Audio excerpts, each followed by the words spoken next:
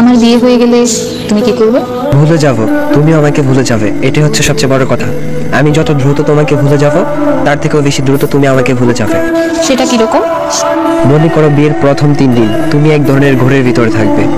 শরীরে গয়নার ভার, মুখে মেকআপের প্রবলেম, চারদিক থেকে ক্যামেরার ফ্ল্যাশ, মানুষের ভিড়।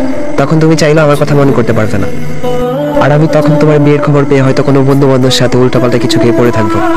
আর একটু পর পর তোমাকে হৃদয়হীনা বলে গালি দিব। আবার পরক্ষণেই পুরাতন স্মৃতির কথা মনে করে বন্ধুকে জড়িয়ে ধরে কাঁদবো।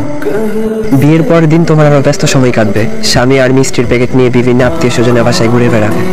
আমার কথা তোমার হঠাৎ হঠাৎ মনে পড়বে, এই যেমন স্বামীর হাত ধরার সময়, একসাথে রিক্সা চড়ার সময়। আর আমি তখন ছন্নছাড়া হয়ে ঘুরে বেড়াবো।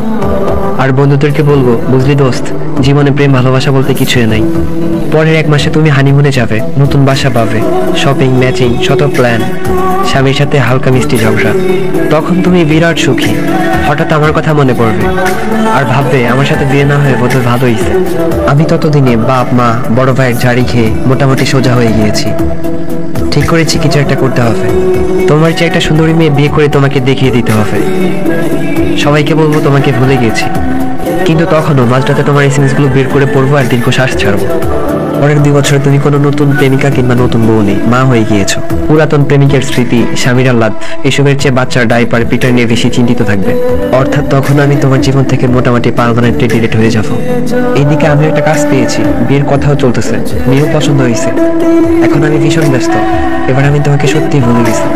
শুধু রাস্তাঘাটে কোনো কাপড় দেখলে তোমার কথা মনে পড়বে, কিন্তু তখন আর দীর্ঘশ্বাসও আসবে না। তাহলে কি এখানেই সব শেষ?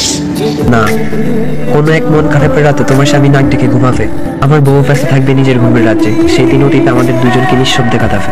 সৃষ্টিকর্তা ব্যতীত যে কান্নার কথা কেউ জানবে না।